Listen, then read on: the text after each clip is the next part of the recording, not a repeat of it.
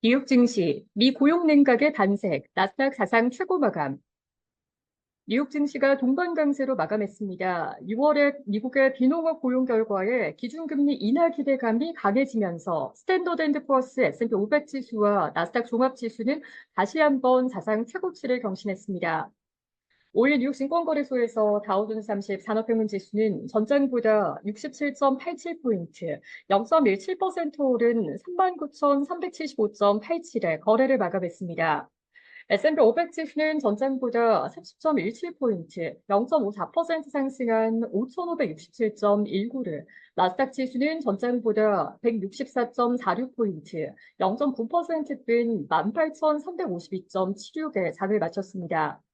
S&P 500 지수와 나스닥 지수는 2월을 연속 사상 최고치를 다짐했습니다. 전날은 미국의 독립기념일을 맞아 뉴욕 증시가 휴장했습니다. 이날 발표된 6월의 미국의 비농업 부문 고용 지표는 엇갈린 신호를 보여냈습니다.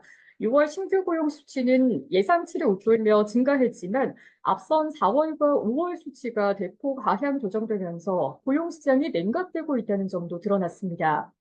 미국의 노동부는 6월에 비농업 부문 고용이 20만 6천 명 증가한 것으로 집계됐다고 이날 발표했습니다. 이날 월가 예상치였던 19만 1천 명 증가를 웃도는 것입니다. 반면 지난 5월 수치는 기존의 27만 2천 명 증가해서 21만 8천 명 증가로 수정됐고, 4월 수치는 기존의 16만 5천 명에서 10만 8천 명으로 각각 5만 4천 명과 5만 7천 명 줄어들었습니다.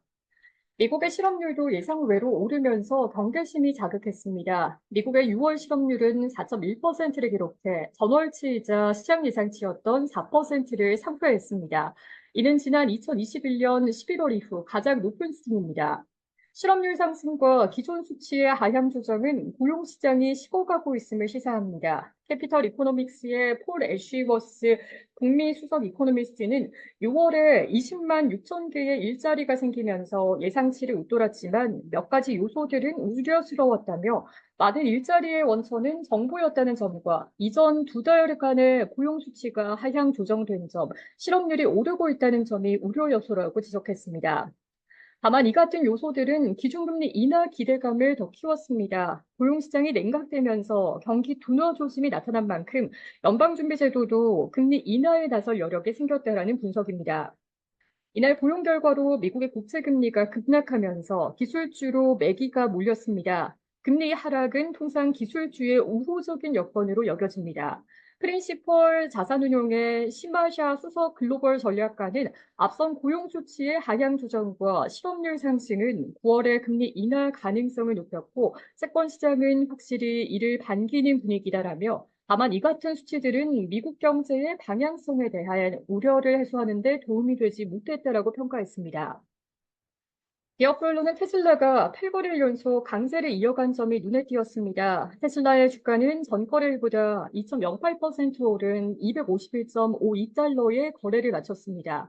시가총액도 8,021억 달러까지 회복했습니다.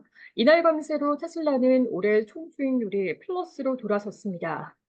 주요 기술주 중에선 메타 플랫폼스가 5.87%, 알파벳 A가 2.57% 오르면서 지수를 견인했습니다. 앞서 큰 폭으로 올랐던 마이크로소프트와 애플, 엔비디아와 테슬라가 키높이를 맞추는 과정으로 풀이됩니다.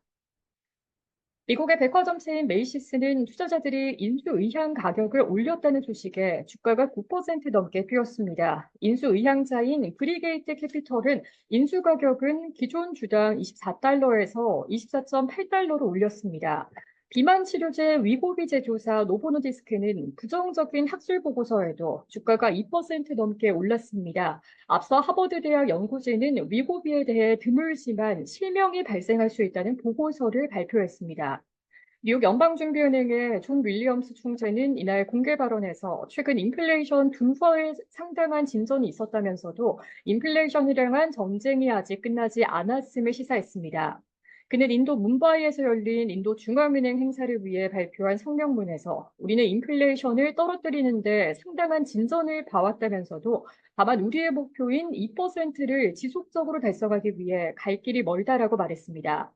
업종별로 보면 이날 커뮤니케이션 서비스 업종이 2.74% 뛰었고 필수 소비재도 1.21% 올랐습니다. 에너지 업종은 1.52% 내렸습니다.